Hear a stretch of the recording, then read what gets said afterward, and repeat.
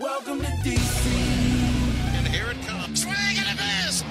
And a World Series Game 7 winning Curly W is in the books. Dagger! It's 1974. The Washington Capitals are the 2018 Stanley Cup champions. Don't like that. I like that. You gotta like that, right? Despite all this, despite the churn, my approval ratings keep going up. We are ready to give our 500% support back to this franchise, back to this city, back to this team after Snyder leaves. And then this is the poo-poo you put on the field. For the very first time, the Washington Mystics are WNBA champions. The Washington Commanders select Jaden Daniels. I'm going to support fake teams that can't ruin my life. Did you call bank? I call game. Thank you. Sorry to keep you waiting. Complicated business. Well, boys, it is good to see your faces, but it is a sad, sad night here in Washington, D.C. We are, I don't know, about 24 hours or so removed now from what happened in Philadelphia. If you can't hear me, I'm going to clean up my audio here as we progress through this. But the honest truth is it's 24 hours I've never felt so slow. The build-up to the game was painful. The last 24 hours have been quite tough. I don't know what to say. They've been quite tough. Pete from Philly won't leave me alone. I keep trying to get him away from me. He keeps coming back like a freaking STD. I don't know what's going on with him. But you know, I gotta say, boys, it is tough to look at this season right now and like talk about all the good stuff because all I feel is pain. I had coworkers talking to me today about it. I had rando fans and family members. It's just a lot of like, it's good, right? Except Pete from Philly. It's all been good for the most part. Also, Phil from Philly is another one that I never want to talk to. Dan from Philly, also super annoying. But you know, Stevie, like we watched some of that game together. Andy, I know you were with your boys FP. You watched with LP. I'm still feeling the way I did last night. Honestly, it's just tough. Like there's this sense of like, okay, Philly was the better team, but I feel like we could have beat them, and I can't shake that feeling, Stevie. I'm with you, and my condolences to all of us. It was the slowest 24 hours before the game, so much so that I came to your house multiple times to kill time. Yes, we saw each other many times just discussing the build-up to the game. But listen, what I discovered in the last 24 hours is I am a filthy liar, and I think you guys are all filthy liars as well, because we all said, at least I know I said, no matter what happens on Sunday night, we will be proud of the team, happy with the way it went, shocked that we got this far, and there's no such thing as a loss because we have overachieved, house money. We kept on using that term. Yeah. And that wasn't the case. It wasn't the case. To lose like that, playing one of your worst games of the season, to beat yourself in such a way, to look so bad on defense to start the game, like embarrassingly bad on that first play of the game, to have turnover. I know we're going to get into all of it. To give up the most points in a championship game, in an NFC championship game in history. That's a tough way to end the season. Yeah, and maybe as time goes on, we'll get past it. Right now, well, your boy, your boy FP here, he's already moved past it. He's telling me about all the great things that we did all day long. FP, did you even process this loss? Do you think we're still playing? I'm the only thing I can think after that game is I don't know how Buffalo Bills fans do it. I don't know how they can constantly be that close. Look at their team either back in the 90s or now and just be like, this is our year. And they make it to the top and then just heartbreak after heartbreak after heartbreak. And this has been the most painful loss any of us have had in the last 33 years because we've never even gotten this close before. So we've never felt the sting of a championship game loss. And the whole game, especially after that first Saquon run, the whole game, I was like, just keep it close. Just make it so that the rest of the world sees what we saw in this team all season and be like, we belong. And just as the game progressed, we got further and further away from the we belong narrative. And it was just bullshit. It was just mistake after mistake. And I said it immediately. This game was too big for everybody on that team but Jaden Daniels. I really think if those turnovers don't happen or whatever, if Jaden Daniels just had the rest of the team to rally around him, it would have been a lot closer. I'm not saying we would have won, but it wouldn't have been the embarrassment that it was. And it was an embarrassment. Yes. Yeah. And I think that's the toughest pill of all is to swallow. It's not that you went up there and lost, right? It's the way you lost. It's Saquon, playing patty cake with Jalen before the first snap, their offensive possession, and literally exactly what he did the week prior, saying kill, audible, toss. And it was a carbon copy of the week prior. It was the 3 turnovers leading to 3 touchdowns, right? Like, how do you come back from that, right? It's the opposite of what happened in Detroit, right? Detroit, you were able to create the turnovers. Obviously, in Philly, you were the one producing the turnovers or providing the turnovers, but it's painful. It still stings, and in the end, I know what the scoreboard says a lot to a little. I just, the homer in me feels like we still could have won that game. It's because we haven't experienced that. Go a different way. We haven't experienced it all season. We haven't been blown out all season. No. And years past, a blowout happens 3-4 times a year. This was the first one this season, and I think we all forgot what it feels like to see that product against Dallas, right? Like you felt, all right, we lost that game. There was a couple against the Steelers with the Johnny Newton jumping off. Like, you were in all those games. This one just felt like it was a garage sale, man. Like, the wheels came completely off. Everybody was rattled, and we'll talk about the specifics, especially on the defensive side of the ball. Andy, you were watching with your boys. I think you were the only one to go out to watch this. What was the mood? Don't name or dox the place you were at, but like, what was the mood at the establishment, like leading up to and then after the game? Yeah, I mean, I was at a nice bar in Fairfax. It was 95% Redskins fans. There was a small table with like a little, I don't know, 10-year-old who was an Eagles fan, so it was hard to kind of talk shit and yell at them. Yeah. But no, I mean, the game, everybody was so excited. Everybody was cheering before the game even started. Our first drive to convert on, what was it, 3 4th downs or 2? It was 2 4th downs.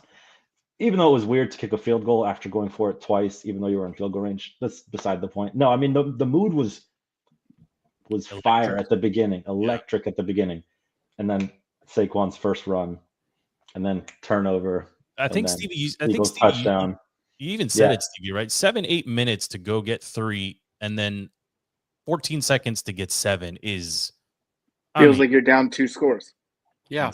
And it just kept happening. Like, and you can't. I consumed a fair amount of media today, although I told myself I was going to ignore it, but I just couldn't.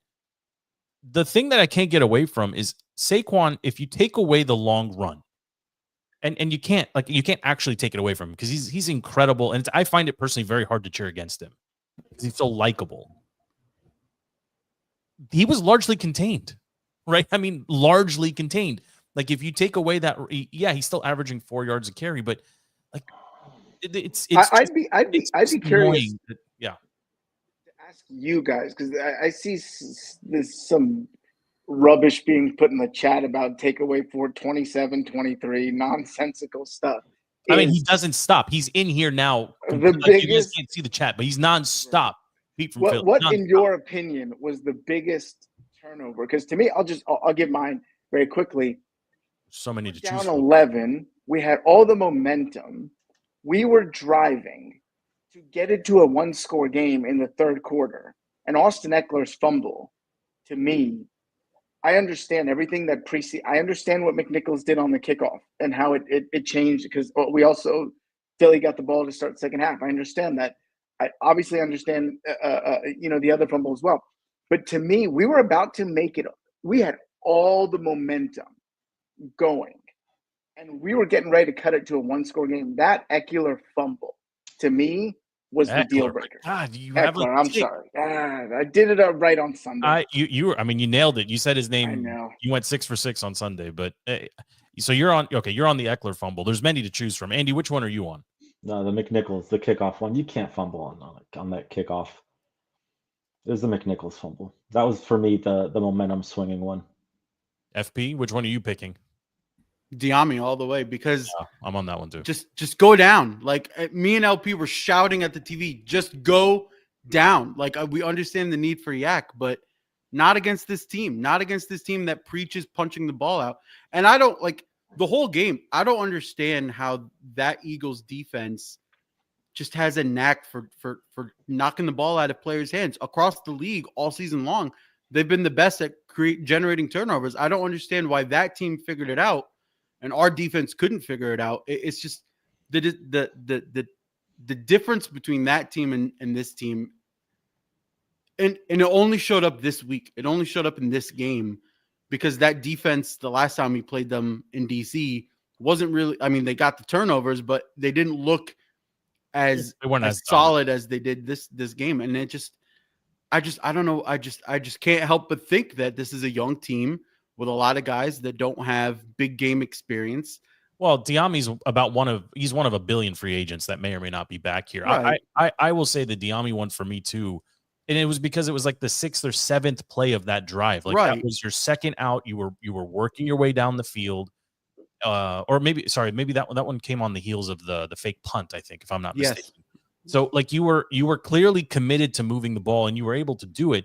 And yeah, I mean, and you just stay down. I understand the need for the extra yards too, but you're like, someone has to tell these guys like, hey, you're going up against as you said, FP, the most opportunistic defense when it comes to creating fumbles. Just go down. Like, it's okay. Just go down. Let's get that extra play, especially when your plan is to go for it on every 4th down anyway. Right. I would imagine if you're Cliff and Dan Quinn comes over at the beginning of the game or maybe all week, basically said, treat every possession as if you're not punting, right? Like that's going to change how you call things on 2nd and 3rd down, right? The one thing for me that I want to talk about here just a little bit is the run game, right? I think Eckler and B-Rob as actual running backs combined for something like 50 yards. I don't know how many carries it was. They just weren't successful and they kept sticking with it. And like I'm never a proponent of just abandoning the run. I don't like to do that. I think it's actually kind of a lazy football, lazy coaching just to say, oh, we're down by 100 and we have to just become super one. We kind of did abandon the run a little bit. Well, they had to when you're down 3 touchdowns in the late in the 3rd. Like there's no option but to do so. You got to move the ball much quicker. But to me, the bigger tell was Ertz having like almost a career game, right? Like if and this is not a knock on any of the receivers, and I'm not doing the Terry number 1 talk. I don't want to have any of those conversations. I mean, his touchdown was beautiful, but yeah. But there was a reason that Ertz was targeted and repeatedly, right? I mean, they excelled at taking away Terry. For the most part, I mean, you got to give him credit there, and opposite on the other side of the ball on 4th and 11, right? When the Eagles, you got to think that call did not come easily to Sirianni and company to say we're going to go for it. They must have been feeling some pressure, but from that point forward, it seemed like the offensive game plan. Anytime they needed to complete a pass, Jalen was like, "Let me identify number 23, and that's where I'm going with the ball." I know you want to get into the Lattimore thing, and we can get into it now. 5 minutes on Marshawn Lattimore. We can get into it now, but I will just say I think the most painful part of the game, regardless of the turnovers, was it almost felt for like the entire 2nd and 3rd quarter, Jaden didn't even see the field, and it felt like when that offense could get on the field and sustain drives, they had a shot. Right, Jaden had that offense getting the yards they needed, and all we needed was for the defense to just do their job at the bare minimum, at the very bare minimum, just get that offense off the field. And there was ticky-tacks, and there was Lattimore, and there was a lot of nonsense that went into it. But the fact that your best player in Jaden Daniels barely saw the field, and when he did, I think all of us saw the same thing, right? That's how Ertz does have the big game. That's how Terry does get the touchdown. That's how we are about to make it a 1-possession game, like Stevie said earlier. The offense wasn't necessarily like, yeah, the run game could have been better, and yeah, you could have had a little bit more, but for the most part, that offense was handling Jalen Carter. They were handling the pressure. Jaden was escaping the pocket. Like the yards were coming. It's just that he couldn't stay on the field long enough because that defense was just getting I hear you. destroyed. I hear you, but I only want to talk about Lattimore. Lattimore. I'm ready. I'm ready. Sucks. I'm ready for it. I'm ready for Lattimore. I'm not going to defend him on this show right now. I'm not going to defend him. Liability. I see all that. To me, the biggest delta, that means difference. The biggest delta between one of our units and their units was their defensive line's consistent ability. No, hold on. I'm not pivoting off of Lattimore. No. Let's go Lattimore. You want me to give it to you, Joe? I'll give you the Lattimore. We could talk about the finger point. We can amateur hour here. It's amateur hour. If we cannot I only want to talk about Lattimore. Lattimore. Okay. All right, hit me with your Lattimore take. I'll give you my take, Joe. Go for it. He is terrible. AP got fleeced in that trade. The guy plays 6 games a year. Everybody worships him like he's freaking Daryl Green. He's not. I'm not going to give you. I will. Very handsy corner who got wrecked yesterday. Listen, I agree. He got wrecked against Mike Evans. This guy, and on top of all that, he made it all about everybody else fumbling the ball during the postgame. I'm 100% not necessarily how that comment Dude, get him away from this team. Get him away from Daniels. Just get him out of here. Trade him back for Chase Young. That's where I'll shit on Lattimore. I want Chase Young back in the Redskins. How do I mute you? Can I mute you, Joe? Is that possible? Listen, you can't mute me. I will shit on Lattimore for his game all day. I am all of his games. No, I'm at 100. Go listen to 2 podcasts ago when you were praising him for shutting down half the field against the Lions. He didn't give up 55 points 2 months ago. He didn't give up 55 points this game. I will say Lattimore was a liability in that game. Yes. The problem with Lattimore, he was liability. He was the problem. He was not the liability. The problem with Lattimore this game. No. Hold on. Hold on. Oh my goodness. Wagner is an old man. You're not asking him to do anything that he cannot, his limitations. You traded for Lattimore and benched BSJ and all the other, moved everything around. This is DTC 2017, ladies and gentlemen. Joe, let me talk. You needed to get Lattimore. We're in agreement with you on the field. He was terrible from beginning to end. Everybody Don't here talk to me about any other liability. He was targeted. We're still talking about Lattimore's liability. We're all agreeing with you. Pull the stick out of your butt. We got it. Okay. Lattimore sucked against the Eagles. Yes. AJ Brown was his daddy. Yes. The problem with all of it, not just AJ Brown. Okay, fine. Whatever. Whoever you want to put against Lattimore in the Eagles offense. Yes. Okay. Agreed. The problem with it and why you're so riled up was seeing Lattimore be a little beta bitch about it, about getting into the fights, about complaining to the refs when he's very clearly committing PIs, about getting into fights with AJ Brown, about talking shit, and then immediately being handled like a little puss. Like, he's just terrible. If he just takes his licks and smirks it and goes for the next play and tries to make a play, you don't have as many complaints as you have. But the fact that he's not making the plays and then making a show out of it and looking like a giant beta that doesn't know how to handle a grown man across the field from him, that's the problem that I have with Lattimore. I'm not going to say that AP got fleeced. I'm not going to say that. BSJ have been better or worse yesterday? Worse. You're an idiot if you don't think that he's not going to be. I disagree. Joe, you're an idiot. You're an idiot if you're through and through if you're going to tell me BSJ over Lattimore. How much worse could you, I mean, what needs to happen? What do you need to see from Lattimore to just close the book on this guy? What do you need to see? I don't think Lattimore made the plays, right? In a one-on-one, whatever, him versus the receiver, he didn't perform. But how many missed tackles did we have in the backfield that we could have had on Jalen Hurts that extended the play? Any secondary is going to crumble. I get Lattimore's one-on-one performance is not good. I'm on board with that. But I think there's more to it. The plays were extended. We missed tons of potential sacks. We missed tackles. Yeah. Hurts extended the play, and that just hurts the defense all around. Yeah, 100% right on that one. Listen, you can pin the blame on Lattimore. Nobody on this show, nobody in DC is going to tell you you're wrong. But you also have to look at it the way it was, right? You can't immediately be a DC fan and say the trade was terrible and blow it up and trade him away and waste the picks and do it. You can't be that guy. You can't be that guy. I can be. I am being that guy. Oh, that's the problem with the DC Chase fan Young, base. the second, Don't bring me Chase Young and BSJ and Forbes. DC fan base, Joe. Don't bring Chase are Young a and living BSJ and testament. Forbes. We need an edge rusher, right? Okay, was Chase Young ever an edge rusher? Get out of here. I mean, the chat's very lively. I'm just kidding about the Chase Young thing. Gee, everybody needs to relax. Relax. You need to relax. I'm trying, but I'm still upset. I mean, I'm an emotional person. FP, what do you want from me?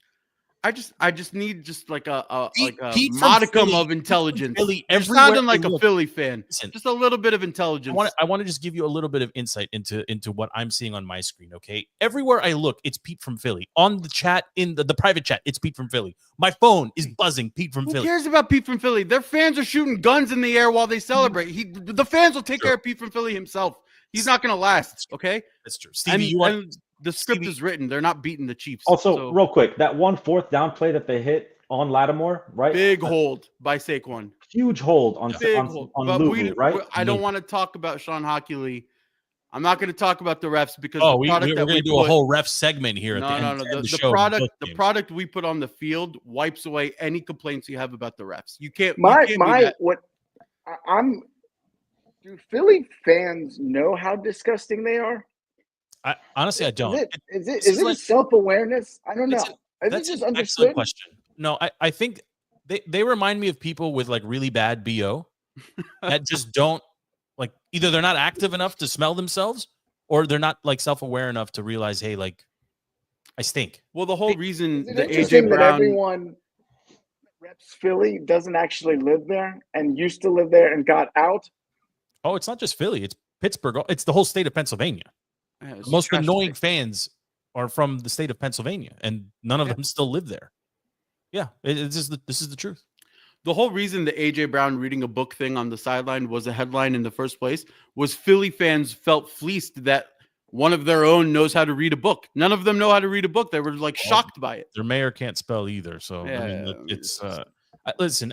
Was there any positives out of this game? FP, you talked about the moment being too big for everyone except Jaden, and I appreciate that take. I think Jaden, given the circumstances, he I mean, just looking at box score and kind of feel for the game, he wasn't on the field enough. But when he was out there, I mean, there's still no. I mean that cut that he did when he rushed in for that touchdown was beautiful. It was absolutely beautiful, and he was still Jaden, right? He was still calm, cool, collected. He was moving the field. He was finding his guys. There wasn't too many passes that sailed away from him. Like he did exactly what you needed him to do. And like, I don't want to fast forward into the offseason because I still want to kind of wallow in self-pity and hatred for a little bit because that's what we should do as a fan base. But if you're AP and you're looking at that product, that is exactly what he needed to see to sort of help him calibrate what is the biggest urgency first. And I said it in the recap. I want this O-line and this D-line, and that's kind of what Steve was trying to get to as well, talking about the Eagles defense, was both of these lines for a long part of this year was they're doing good enough. I don't want this line to do good enough to just get by, to hold their own. I want everybody to be like, that is the strength of this team out after Jaden Daniels. I want this O-line to be monsters so that somebody like B-Rob, who isn't the best running back, and we do have to address that position, can go in there and easily get you 100 yards rushing. I want this D-line to come in here and so maybe what's your number one position of need? Let's go around the horn here quickly. What's your number one position of need, FP? Edge rusher for me.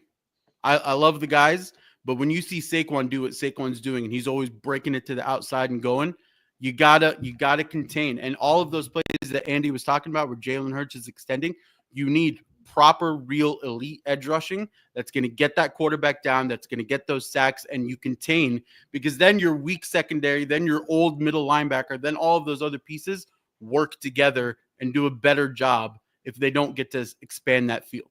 Stevie, where are you going? Number one position of need. Before Sunday, I would have said right tackle. after Sunday and after seeing what Jalen Carter and Nolan Smith did to that team, I'll go stud D lineman. I mean, these tackles these days are just as good as rushers as the end guys. So a stud pass rusher, whether that's as a DT or a DM. I mean, it's going to be a subplot, if you will, the entire offseason. It's not too long ago that Deron Payne, asked to be out of here. Right. It wasn't too long ago that him and Jonathan Allen were fighting on the sideline, and there was talk about moving one or maybe both of them. They're going to have to, I mean, obviously Deron wasn't active, but they're going to have to look at that. I mean, the amount of money they've got tied up in those two guys, I don't know if you can run it back with that squad again. I'm not sure. I don't know if you have guys for what I just described. Let's just confirm that. Yes, they could absolutely be better, but I don't know from a front office standpoint if you're going to spend money or picks on addressing that. If that was the case, then Adam Peters never would have let Fadarius Mathis go. Yeah, I don't know if it's you have Johnny Newton, you have Allen and Payne. You might want to try riding them at least one more season and address everything. There's so many more other holes than D tackle that could potentially make the D tackle position a less of a liability. Like I would like to find a criminal, a talented criminal like Jalen Carter that we can get late in the draft because he killed someone. You know what? That was totally in my blind spot until John brought it up. By the way, he dropped because he was the only one on that scene. I don't know how I didn't connect that. I mean, it floored me actually when John said it while we watched. He's a perfect Eagle, fits perfectly. 100%. Andy, what's the number one position of need for the team? He's gonna zag here. He's gonna go tight end. No, I'm not gonna go tight end. I want a Quinyon Mitchell. I want a cornerback. I want a Dijon or whatever the heck his name is. Dijon. Give me somebody that can Give me somebody that can shut down an entire half or a quarter of the field. According to FP, Lattimore is that guy. We just need to give him more time. I'm not saying Lattimore is the greatest cornerback. I'm saying you just give him one more season. Give him a full offseason to gel with the team. I don't think there's any gelling. He doesn't strike me as the gelling type. He's Dan on an Quinn island. strikes me as the guy that can fix that. I don't think so. You saw the culture that he built in one season. Give him a little bit more time. He came in late. He needs to buy in a little bit more. Okay. I mean, I'm going to go offensive line. You can pick your poison, but I think that unit has to be improved. And I think that's actually the biggest need, because you could put in to Stevie. I don't know if I 100% agree with you with regards to B-Rob. I think B-Rob is still serviceable. You could definitely do better, but he was not helped at all. B-Rob's not that guy. He's not who they thought they were. He's whatever not that guy. He doesn't run with anger. He doesn't hit the hole fast. He doesn't. I think he doesn't trust his read. I think they can make it work. No. But the offensive line, especially yesterday, I mean, that was the squirmiest we've seen Daniels in a long time. I mean, do you guys disagree? Well, I think we're burying the lead, which is our rookie quarterback played a really, really good NFC Championship game. I mean, certainly better. I think of Roethlisberger. You remember Roethlisberger in like 2003 as a rookie starting for that 15-1 Steelers team? I mean, Jaden Daniels played a great game. And I'm not going to say it was good enough to win, but if everything else fell into place, that's a pretty remarkable. Well, I think he did play good enough to win. I think Jaden played good enough to win. I think you're not going to beat anybody with 3 fumbles that turn into 21 points. Like it's not going to happen. But are those his fault? The key to the future really is you need to build a team where Jaden doesn't have to carry the offense on his back, so that when his magic moments come out, that's what puts you over the top. And then suddenly you're Chiefs and you're constantly in the championship game. I don't know there were any magic moments yesterday that we saw in Detroit with the bucket pass to Diami, with a couple of the throws he made in Detroit. I didn't see, there were a lot of, I mean, that's what was crazy is the Eagles were playing press coverage, daring these guys to beat them deep.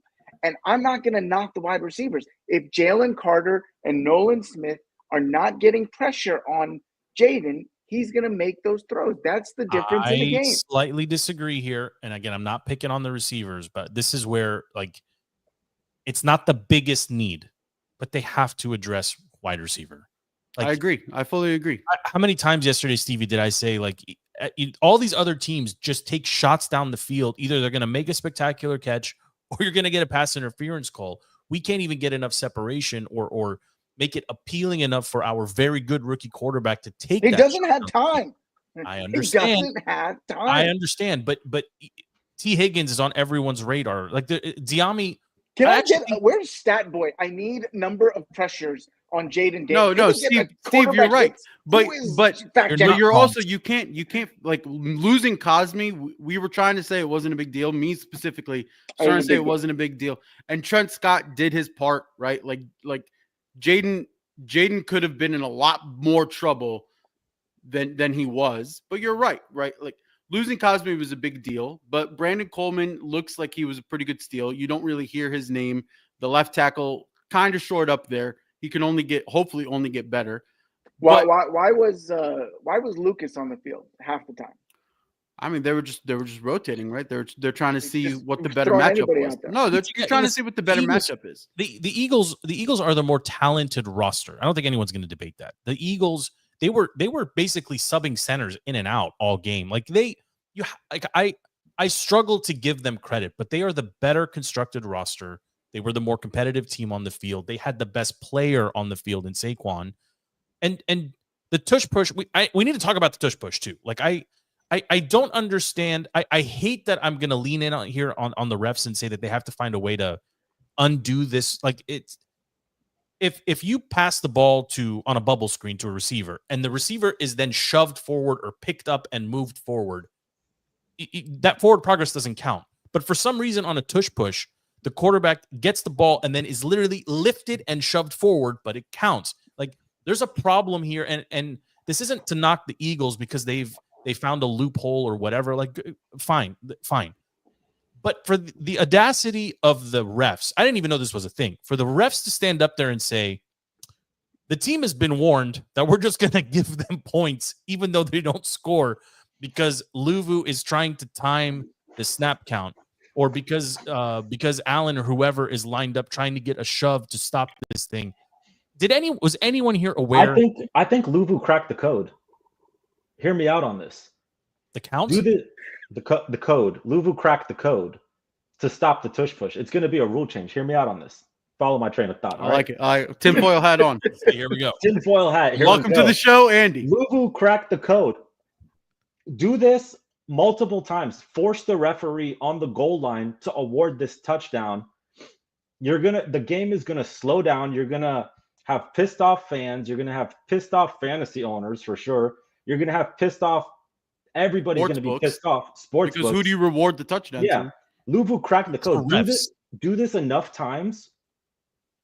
Not just Luvu, everybody in the league. Yeah, do this enough times, it'll force a rule change. Like, just keep doing it. I think he cracked the code. I believe there should be a rule change. Does anyone else agree with me? There should be a rule change. I will say the part that shocked me was Luvu doing what he did was one thing, but to have Jalen Hurts and the Eagles consistently keep doing the hard count to draw him to do that, that's the bullshit. Stop doing the hard count and just push it in and go. But if you're going to keep doing the hard count, you should be allowed to deal with the bullshit that comes with it. But the hard count is part of no. When you're at the 1 inch line, what's the point of a hard count except to draw them off sides? What is the point of it? You're not getting any yardage out of it. It's just to make the team jump off sides. Were you aware that the refs can just unilaterally award? No, the entire world found out about it. No one was aware. But honestly, of all the things the ref did, the awarding actually makes perfect sense.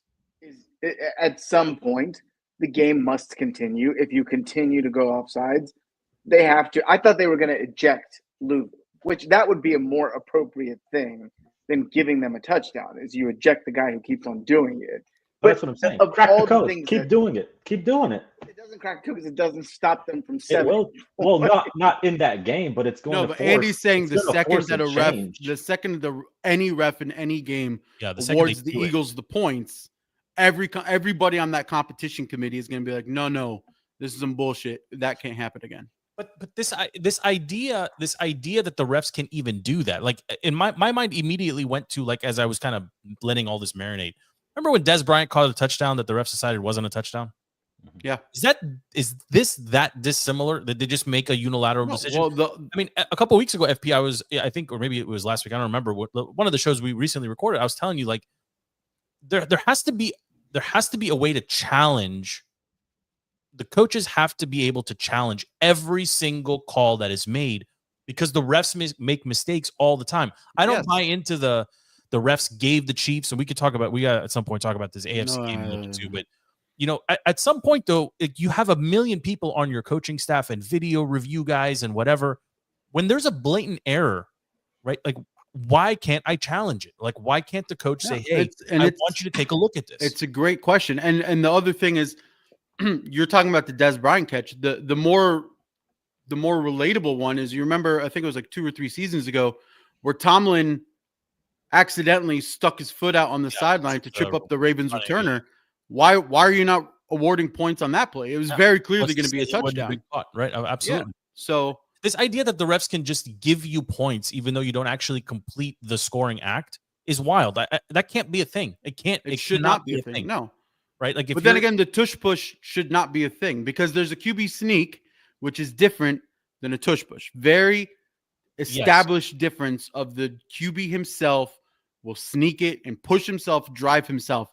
But if you have Saquon Barkley and Dallas Goedert and somebody else in the backfield, three 600-pound guys behind you shoving you, that's cheating. That's the only way to say it. I mean, I hate all Philly fans that are going to hear this. Listen, you remember, Philly can suck it for me saying that, but it's true. That is not football. Do you remember when the Colts and Peyton Manning used to do the fake timeout call and then snap the ball? Mm-hmm. Right? Like, it was legal and allowed, but eventually the refs said, like, the rules changed. You can't do that. Like, you can't purposely do that play anymore. I think the tush push is there too, because, like, everybody tries to run a variant of it, and I understand, but like you said, if the quarterback is running under his own power, it's one thing. If he is being lifted and shoved forward, like that, there's no other. Just like on a field goal block, you can't use the line in front of you to propel yourself up. Yes, it's a very similar rule distinction. You can't be back there and push your guy in. Yeah. If more teams do what Louvu did, there'll be a rule change. Honestly, I loved that Louvu kept doing it. I'm gonna go buy a Louvu jersey tonight because I love to do a GoFundMe to pay his fines or whatever. Yeah. Was I loved everything he did about it. Keep doing it. Just keep doing it. Like, and he had the Michael Jordan tongue out smile. I love it. Give me all of the Louvu. What's the best case scenario for that play? He gets to the ball, he knocks it out, right? He stops forward progress. I mean, there's a couple different things that can happen, but it's fine. But you're also, I think as a defense, you have to also just let them in. They wasted so much time, and at a point in time in the game where time was important. I would hate to let an opportunity go by. Pete from Philly made one actual decent comment that I think you need to put back up there, and so we need to acknowledge, because this probably happens every couple of years, where he actually makes sense for one moment, which he basically likened our squad to the 02 Eagles, which I assuming was their first NFC championship run under Andy Reid and a young McNabb.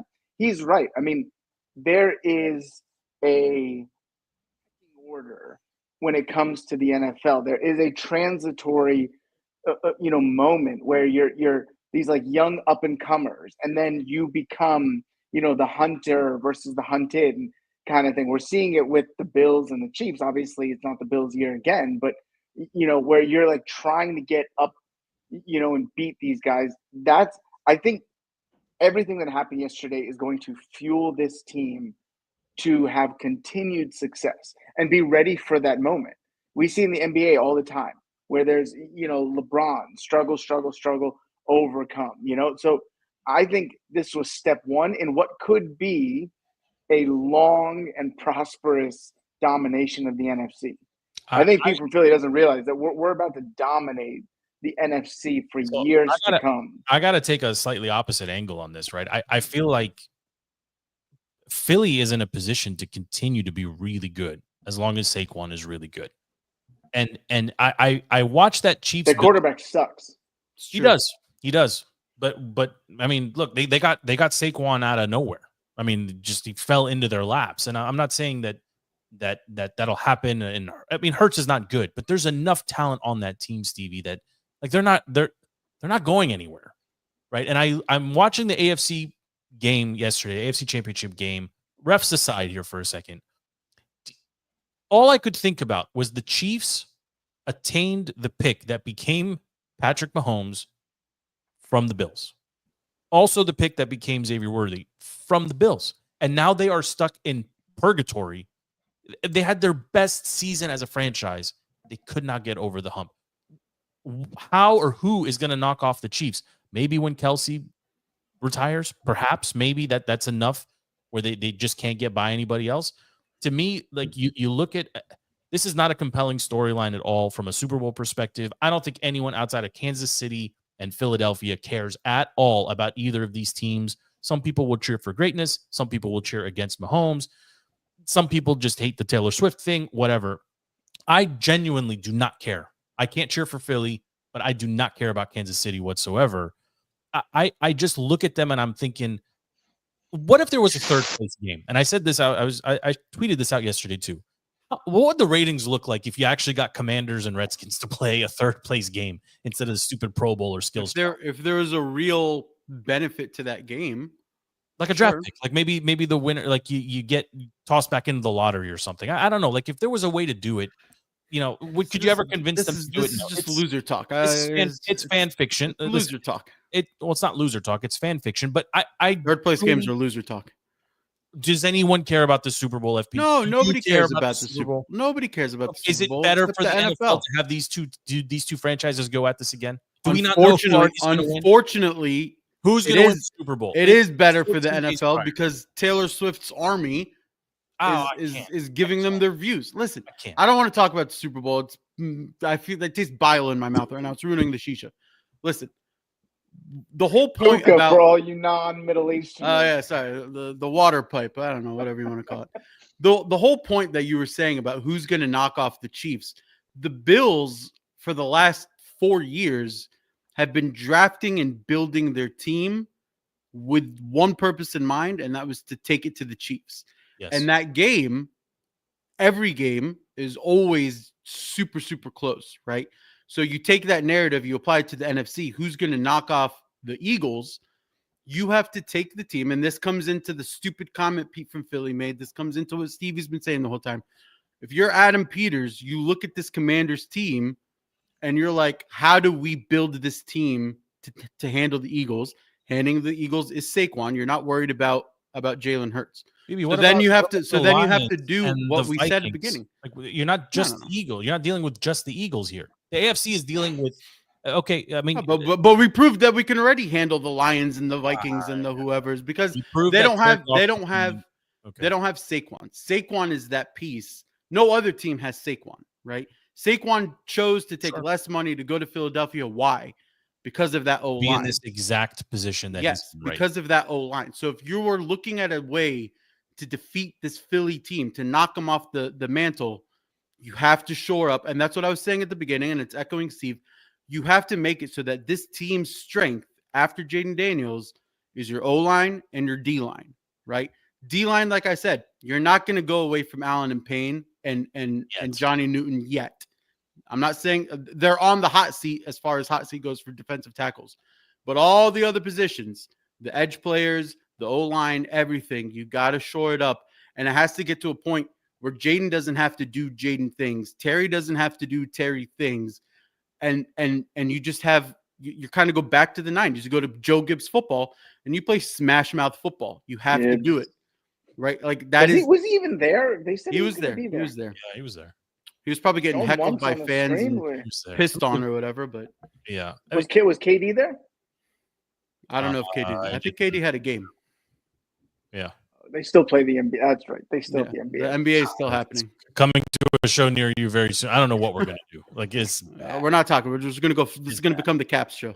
Can we? Where's Matt Demet? Where pitchers and catchers? Stevie, go away. I mean, he was posting it today. He's like 16 days or whatever. I was like, I can't do this yet. I'm not mentally there just yet. I do want to talk a little bit about the AFC Championship game here. Again, refs aside here for a moment. Stevie, who'd you have winning that game before the game? Were you in on the Chiefs? No, I was always on the Bills. I did not. I slept on how good the Chiefs defense is. Yeah. This is not watching enough football.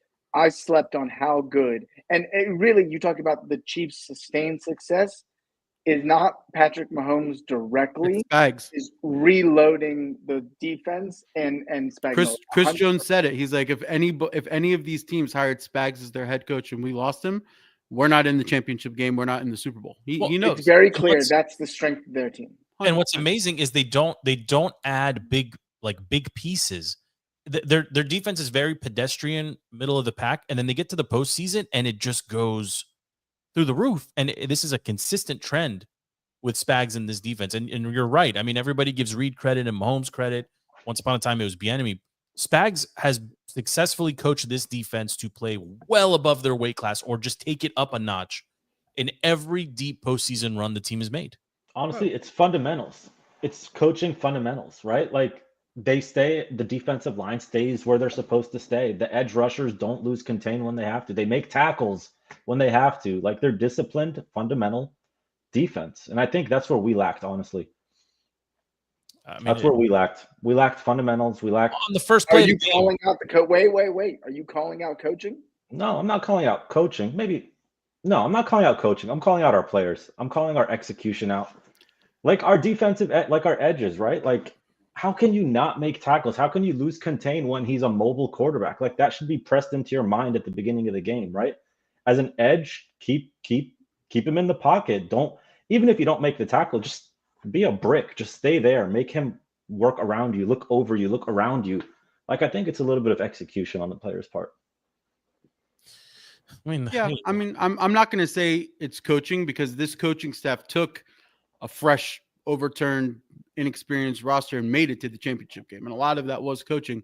But yeah, like Andy said, like there's very clearly identified pieces after this Philly game that Adam Peters has to go in and reassess. So maybe start of the season, I'm sure his mock draft board, right, at the start at week 1, week 2, looks completely different than the way it looks right now, right? I'm sure corner was still high up on his wants. I'm sure wide receiver was still high up on his wants. But now maybe he's pushing edge rusher up to the third most important, right? Maybe now he's like, okay, if Cosme comes back and Brandon Coleman did good and Biadasz and Allegretti are fine, maybe do right tackle.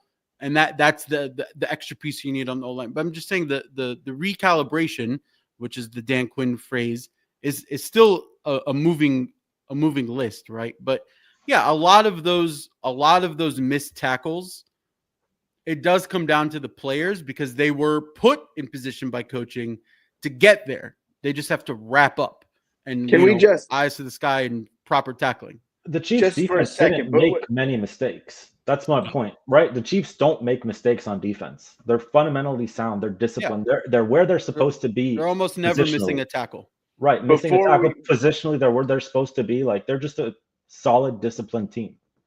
Before we move on, can we just, since we mentioned coaching and he mentioned DQ, can we just acknowledge the stones on DQ, the stones on that man, 2 4th downs on the opening drive, and then the fake punt. I loved it. From your own 30. The stones on that man. They got to open both doors for that guy to get through. I mean, they ended the season being the most successful 4th down converting team based NFL on history. Yeah, I mean, and that next season, do we just become? I think you have to. I mean, Tress is a free agent, right? I mean, if you have any inconsistency at the kicker position, yeah, I mean, you're definitely keeping Tress away, but yeah, your field goal kicking. Kind of less important. Yeah. We should give respect to the OCD guy. Give respect. Gonzo did hit his field goals. It's true. He was fine. He did what he was asked to do. He was Couldn't get a touchback to save his life. But you also had trash Philly fans in the warm-ups making fun of his condition, telling him to keep fixing his hair. I hate Philly. We can do a whole show on. Yeah, exactly. Much of our childhood was spent hating Dallas, and just because that was the rival of the team. There is no more Dallas week. well, sure, Dallas we can be retired. But like I never really hated the Giants. They're just a division rival. But Philly just something about the green and the annoying and the batteries and booing Santa and peeing on opposing teams' fans and stealing their gear while they're walking. Like we debated going to this game so much, and in the end, it came down to: do I want to be urinated on in the event of a win or a loss? I would have ended up in a drunk tank jail and fighting everybody. I would have lost my clearance. I would have lost my job. I would have lost it all. Well, that could still happen given this podcast and other things you say. I have so much F5ing and editing to do after these shows. Let's put the E on the podcast and let people hear the curse words. It's a family show. It's a family It's show. not a family show. The bots in Russia don't care. I wanted to talk about Allen and the Bills. You guys somehow pivoted back to the Skins. Like you're not just more misery and punishment. This is a DC show. Of course, Did Allen get the first down? Just yes or no? Yes. Nah, not clearly enough. I think you did too. I think you got it. I think, if anything, this raises the next rule change competition committee question, and it's why the hell do we not have technology in the ball to help us figure out where it goes? Why are we relying on a bunch of 56-year-old retiree white guys to squint their eyes and decide where the ball goes? I'll make this thing ever. Regularly watch the Australian Open, Wimbledon. Every tennis Grand Slam has a chip in the ball that shows a video of exactly where the ball landed. This is not difficult. Yeah, it makes no sense why we don't have. We have one of the biggest balls in professional sports. You can afford the real estate to put a chip in it. Didn't they pilot it in the preseason? I heard something about them piloting it. Did they put a chip in there? And it was very slow. The chip belongs in the ball. I mean, they do this. By the way, I'm only putting this up here. I'm not acknowledging this stupid comment. He used the word. It's a very learned man. He used modicum completely incorrect. He looked it up. He looked up synonyms. Yeah. For Philly fans can't spell example. He put the word example. He probably misspelled the word. What are you trying to tell me? Synonym. Just know that we know that you don't know what the word modicum means because that's incorrect. Modicum.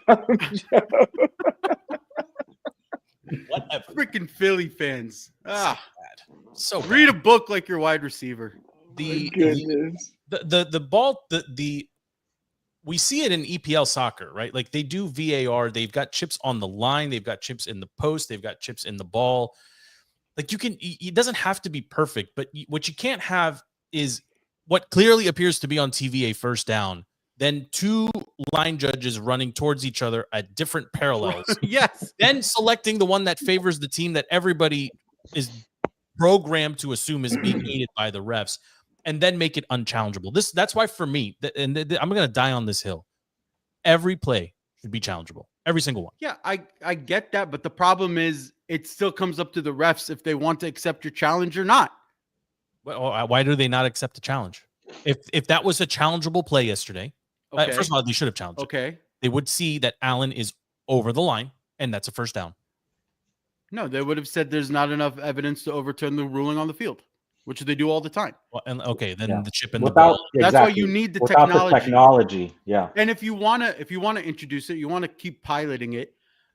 NFL isn't a complicated game. There's very obvious downs and distance where you know to flick the switch and turn the technology on.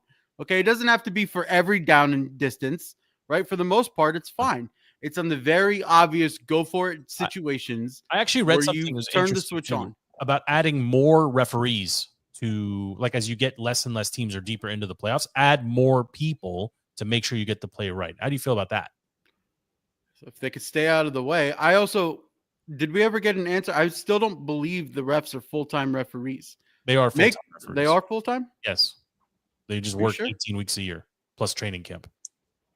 I don't know if more helps. I think you just need to embrace technology. I think more could help, right? I mean, it would help. Give them broadcast views. Yes. Right? And then put the chip in the ball and you resolve 90% of your problems. Yeah, I mean it's very easy. You got to do something. It's not good for the NFL to have fans of the NFL thinking and kind of falling into this trap of the refs are helping the Chiefs.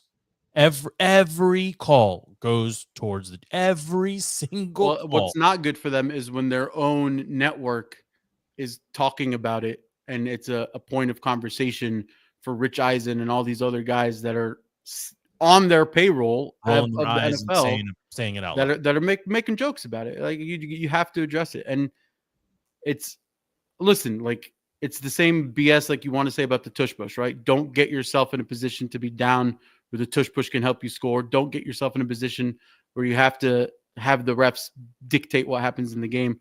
But that's easier said than done. That's football 101, right? It's going to happen. It's just there's very easy solutions, and I don't understand what the competition committee is doing where they're avoiding these easy solutions and making it a better product, because the NFL is king. They never have to worry about going the way of the NBA and just completely being a joke on TV. That's never going to happen. But it's getting to a point where the narrative is overtaking the product, and that's not what anybody wants for the NFL. That's not what the commissioner should want, or anybody. Yeah, it's bad for the sport. I mean, it's bad for the sport, right? That this is even a talking point after your two finalist teams have been identified. Like, it's just not a good look. It's not a good look, and it's a running joke that's really painful. Like, if you like Buffalo was not aided by the referees, right? It's just the reality of the situation, right? I mean, how many missed calls were in the Skins game yesterday, right? I mean, it's yeah. I mean, I hate referee talk, but it does come down to when you have a ref's crew that very clearly favors another team, maybe don't give him the championship game, right? Now, a lot of the issues that we saw were self-inflicted, but a lot of them could have also been prevented with better refereeing. Did the Patriots dynasty, did they have this kind of referee I give them it got started. I mean, it got started by a referee save. But this is the Brady rule, tuck rule. Yeah. This is where I think it's different. The Patriots cheated on their own. They deflated the ball. They recorded the other team. Like, they did that on their own accord, and they were caught. This with the Chiefs is different because it feels like they get every single call. Like, you're playing against an extra man on the field. Like, if there's anything that is like, the benefit of the doubt seems to go towards that team every single time. Like, it's perception, but perception sometimes is reality, right? Like, that's just the perception. The Patriots were just cheaters, and they were caught, right? It was Deflategate. It was the videotaping. There was something else that they got caught doing. I don't remember now what it was, but the point is, like, they did that, right? And then the league said, you're not supposed to do that, and then they fined them and took a draft pick and whatever. It's also like people cheered against Brady and the Patriots, like Brady, because of his greatness. I think people are cheering against the Chiefs because they're such an unlikable group of people. Like, in the end, like, the Mahomes babyface narrative is over. Like, he's not a babyface anymore. Like, the State Farm commercials are cute, but the attitude on the field and the swagger and his dumb brother and his stupid dancing and TikToks and the Kelsey Taylor thing, that's not even his fault. Like, I don't fault Travis for having a girlfriend who happens to be very popular. That's not his fault. Right? I don't think he's the one playing it up until they show up at like Yankees games and this and that. But they're just a very unlikable group of people. Which is crazy because Andy Reid is probably the most loved coach in the NFL. Didn't his kid kill somebody? Himself. He lost a son. Yeah, he lost the son. You're thinking the like one of the assistant coaches, their kid was in a DUI that killed somebody. Like the week before the Super Bowl. Something like that, yeah. Yeah, Andy Reid lost a child to I take that back. But like he is. I mean, he's one of the number 300, if I'm not mistaken. Yesterday, right? Like he is. Yeah. He is the pinnacle, right, when it comes to coaching and sustainability. Like he's amazing, but the rest of the team is extremely unlikable. You know, and Travis doing his what are we gonna do? Not 2 weeks. In 13 days, we are all liking them and cheering for them and rooting them on. This isn't a hot take. I really don't want to watch the game. I don't care about the commercials. I don't care about Lamar Jackson. What's the halftime show? Kendrick Lamar. Whatever. I don't care about him. Like what am I like? Why am I going to torture myself? Why? What else are you going to do on a Sunday in February? We'll play Fortnite. We'll do a live pod. We'll do a super chat thing. We'll have people send us money, and let's go to Glory Days and eat all the wings and $30. All you can. What a promotion. What Take a them out of promotion business. that is. It's Stevie, worth you it want to do now. a live show? That would be the day to do a live show because none of us care about this game. I'm not privy to the promotion. What is that? I'll just sit in the back and just eat wings during the whole show. $35 all you can eat at Glory Days for the Super Bowl. As long as you stay there. Or as long as your fattiness can just sit there. Yes. You just keep eating. No bathroom breaks, no exit. Just wings. No. It's like a whole limited menu. There's like sliders and wings. I'm sure there's cheese fries. I'm sure. We can get Shreds to look it up for us. So a lot of fat people that listen to this show. Lots. Yeah. Yes. Ozempic, let me know. Oh yeah, you got the hookup. You just have the plug for the Ozempic. What's the Just other saying. one? Wegovy. I got it. I got whatever you need. Okay, great. Steve, let's talk offline. You Dude, do not. I got you you. do not qualify. No, I don't want to qualify. It's more of a dealer point of view. Okay. There's a lot of shadiness. Is this how I lose my job? This is very shady. Yeah, I mean, it's F5. I have to edit all this nonsense out. Stevie, anything from you, sir? Or we sign off? Anything you want to say to Pete from Philly, who's still texting me, by the way? No, I don't want to say it. I would like to plead to my favorite president to please exempt Colombian women from your immigration deportation. Please. Yeah. I'm not trying to lose all the Bumble matches for Stevie. Let them in and let them stay. Let them stay. Hashtag let them stay. Okay, we got it. Thank you, Stevie. Andy, anything from you? No, I mean, just to circle back, I do think that. Are you still talking sports?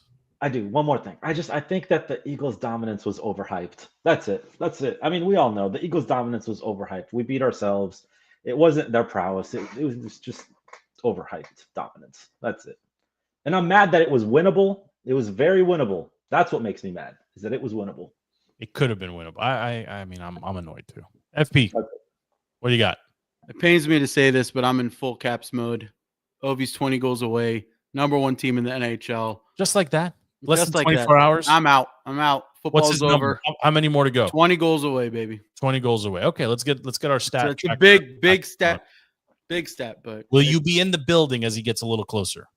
Yeah, I'm gonna start now. Now's the time where you start buying tickets and taking some dates there. We were playing meaningful football until the end of January, right? I mean, FP, your season goals were beat the Giants twice. Yeah, guess what next season's goal is? Sweep the effing Eagles. That's it. Sweep them. Shut them up. Anybody think they got 2 wins against the Eagles in them right now? Yeah, doable. For sure. Okay, well, I got nothing else. It's been a long day. It's been not fun trying to process all of this. We got nobody's looking forward to this Super Bowl. It is what it is. We got 2 weeks, I guess, to kind of try to find some storylines that are compelling. I don't know of any as of right now.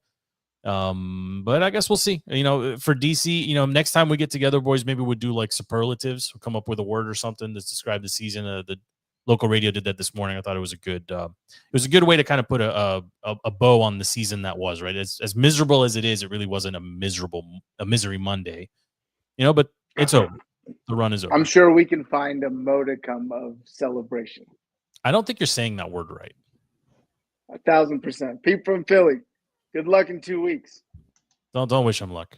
Don't wish him luck. I hope the stadium implodes on itself. It's terrible. It's terrible. It's terrible. For all the boys on the show, the Rotating Cast, my name is Joe. The show is DTC. You can get the show anywhere you get your podcasts. Just search for DTC or Defeating the Curse.